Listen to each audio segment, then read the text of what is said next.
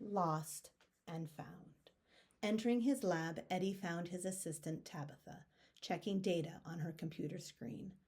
More than once he considered asking her out, but her frosty, cold detachment belied any sort of amorous attempts on his part.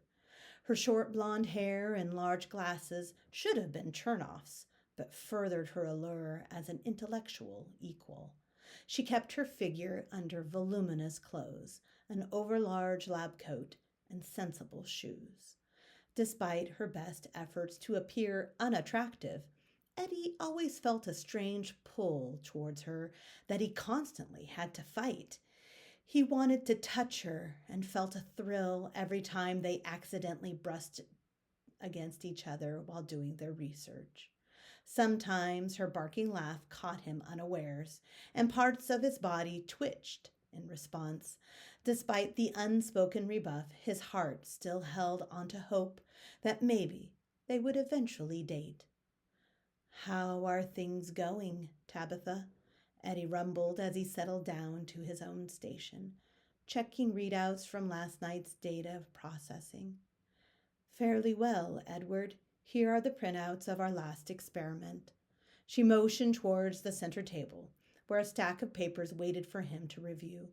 He noticed that she was always careful to never touch him and always ensured that any time she had to give him anything, she put it down first and took a step back.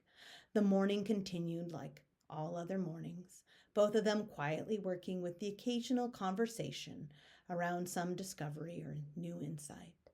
Around lunchtime, Edward sighed and stretched his long legs before him. "Time for food. Want anything?" he asked her bent back. "I'm good, thanks," she replied without bothering to look up. "You sure? Getting out of the lab would do us both good," he pressed for the first time, instead of capitulating to her unspoken rejection. Blinking, she looked up from her work and gazed at him directly into his eyes. "Okay." Her soft agreement surprised him and sent a wave of soft pleasure through his body. "I know of a little Mexican place down the street," he offered. Silently she stood, shedding her lab coat, and followed him out the door. Despite her disheveled hair and rumpled clothing, Tabitha moved with a grace and assurance that spoke to complete comfortableness with her body. Eddie envied her a bit as he held the door open for her and followed her bouncing rump into the parking lot. This was the first time they had shared a meal outside of the lab, and he planned to take full advantage. They walked together in companionable silence on the sidewalk and were shortly in front of the restaurant. Again, Eddie opened the door for her, and he saw a faint smile play on her lips as she murmured, "Thank you," while casting her eyes downward. Even that small token of happiness sent him small shocks of euphoria.